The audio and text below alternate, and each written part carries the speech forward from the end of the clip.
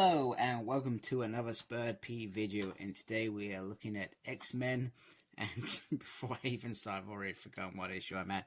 Anyway, we have a beautiful trade-in cover of Laura Kinney, aka Wolverine, and a little background based on the Jim Lee trading cards.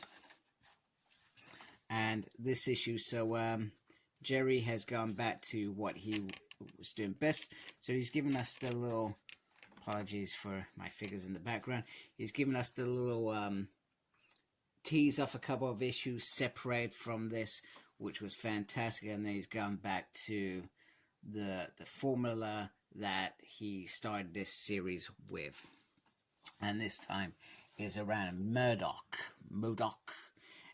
aka the leader of AIM, and he has set his eyes on a cruise ship, and using his science, he has made them all go a bit crazed, etc.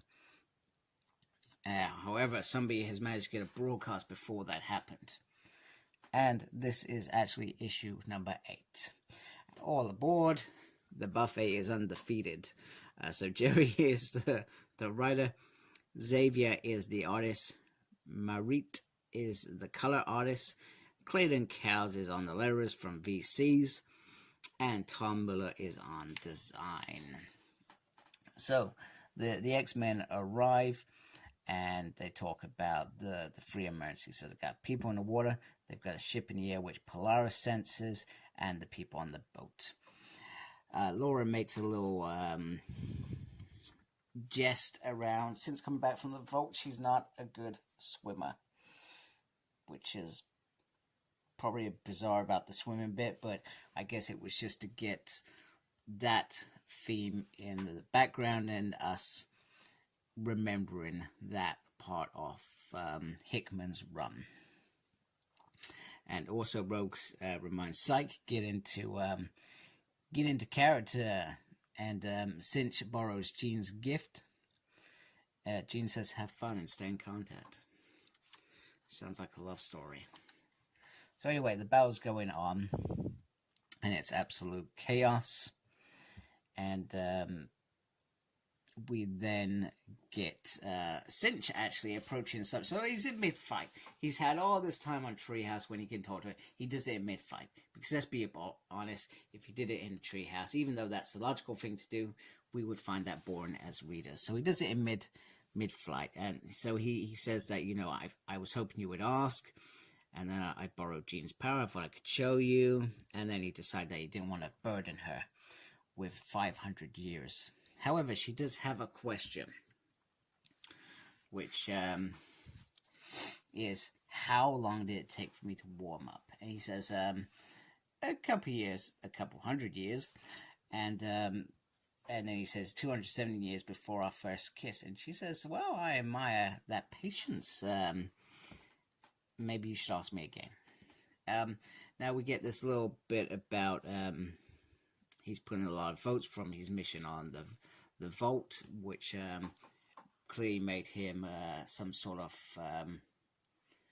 known in the community of Krakon, or do we call it a country, an island, whatever we're calling it. Anyway, he's putting a lot of votes. However, he says, she's the one I want. I mean, she's the one on the X-Men. It sounds really creepy, actually, but I guess if you had that relationship and somebody doesn't remember, that could be quite heartbreaking. I remember actually reading Hickman's that story, and I remember getting teary. I'm getting a little bit teary now, because imagine the heartbreak of knowing that you had something, and she doesn't remember that.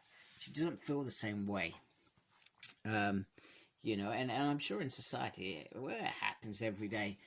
We like somebody a bit too much, and but they don't feel the same, and you've got to carry that, and that's what he's doing now. He's carrying that burden of loving somebody, except in this instance, she doesn't remember. So quite interesting. I like that they finally got around to talk about that. So next up, we get to find out that a cruise buffet is absolutely amazing. We should all go on cruises if we can afford it. I actually looked at cruises earlier this year, and then I saw how much they cost and went, ooh, I best save up some cash if I'm ever going to achieve that at some point. Plus, there's 5 of us. It's not cheap for 5 people. Looks like it's a caravan holiday, which is awesome. I love caravan holidays. So anyway,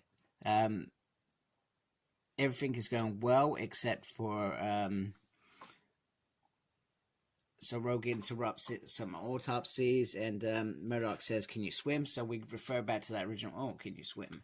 I don't want to go in the water, etc. So he fires her out. However, Cinch is on the ball to save her. Now the next bit is Captain Krakon, aka Cyclops, punches Murdoch. Now he's a master strategist. He has this amazing power. And we know that he hones his skills to the letter, etc. But punching as hard as that, I don't know if it's the suit that enhances this power, but I felt like that was a bit strange. But I guess in a battle that is seen by people, he needs to not show that Cyclops ability. Otherwise, he gives away the fact that they can live on forever. Anyway, Cinch helps put him into the mind of Murdoch, and Murdoch makes this comment: "It would be great." Oh, he also meets his son. They talk about fatherhood for a bit. He also says, wouldn't it would be maybe the world is better off without me. Does he not know X-Men generally don't kill? Don't get me wrong, there's been many instances when it's happened, but generally they do not kill. And Cyclops, that's not his way anymore. Maybe during Decimation he would have made those decisions. We know he made those decisions about killing, but he generally doesn't do that. He certainly doesn't believe in that now. But of course, he doesn't know that it's not Cyclops, does he? Doesn't know it's not Cyclops. However, he says, "We know where you live. You're gonna make everything right with these people," which is interesting. Then Gerry returns to form in terms of somebody is eating some nice food at the end of the issue, and also Cinch seems to be the face by getting a handshake there, which is quite interesting. And then we get this thing from Forge, which I'm going to be honest, I haven't read. I should have read it, but I didn't read it. We also get this bit, which I thought was bizarre. So teenager nuclear megasonic, I cannot remember her name. Anyway, she does not look like this in the comics. Why, Gerry? Why have you done that? I know in the Deadpool movies that's what she looks like, but why would you do that in the comics? And why is she even here? Are they gonna introduce her? Is she the next X-Men? I don't remember seeing her on that vote, so I find it bizarre that they threw it in there. Anyway, Cinch tells Cyclops that he was the one to erase Urich's mind, and he's caused a lot of trouble, and he wasn't doing it for the team, but he said that you fell. I made a decision. He feels like it's the wrong decision, and he feels like he made it because of his love for Laura, to protect Laura.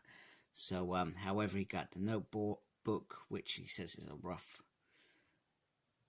lead, and Cyclops also does that whole leader thing where he says, "You know what? I've done worse and accomplished a lot less. So let yourself off the hook. Even if you feel it's a mistake, it was a mistake." But I guess in the end, it felt like a mistake because Urich, he obviously knew what he was writing about. He wasn't going to write these things like the mutants are the enemy. He thought that immortal X-Men are miracles. So this is a miracle. Then Cinch says, "You know what? He's not up to being an X-Men," which is, I guess, where this new vacancy has come up.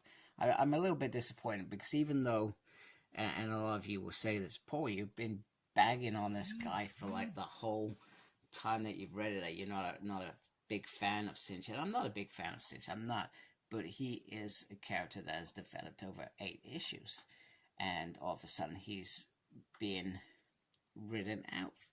And I hope he's not. I hope this is just one of those passing phases and he's not written out completely. because I was starting to, we finally get some movement on the Volt love story, and then he's just, hey, we're just cast him aside. But he just says he's always just thinking about Laura and she's not coming back. That's not the Laura I know, and I need to, maybe he needs to move on, which is a natural progression. I talked about when you like somebody, don't like you back, you've got to move on, haven't you? You got to say, well, okay, I understand. I've got to move on. That's it, as simple as that. I know it's not always that way. I know there's a lot of freaking weird people out there that don't follow that logic because they can't, but you've got to. And that's what he's doing now. He's making this decision because he has to move on. He can't be around her because he's never going to have what he had with her once upon a time. However, after all that, Cyclops comes in with, I'll say you're finished when Captain Krakow says you are. So I guess he's not going anywhere after all that. But it was great. It was brilliant. And yeah, the welling up got me because I thought, oh, do you know what? This issue is actually brilliant because it is a little bit deep. It does explore very well some of the stuff that goes in the background and gives you that underlining thoughts on people's thoughts and feelings, mutants' thoughts and feelings. It's great. I really enjoyed it. Jenny, I'm looking forward to hearing what you say because I'm sure you'll think of something that I haven't thought of. So looking forward to hearing from you. So definitely come give me a shout out on your thoughts around the Vault Story. I know you're very interested in that as well. I hope you liked my video. If you do, I really appreciate your support by subscribing. Make sure you look after yourself. Very important these days. And embrace the geekiness. Take care, folks. Goodbye.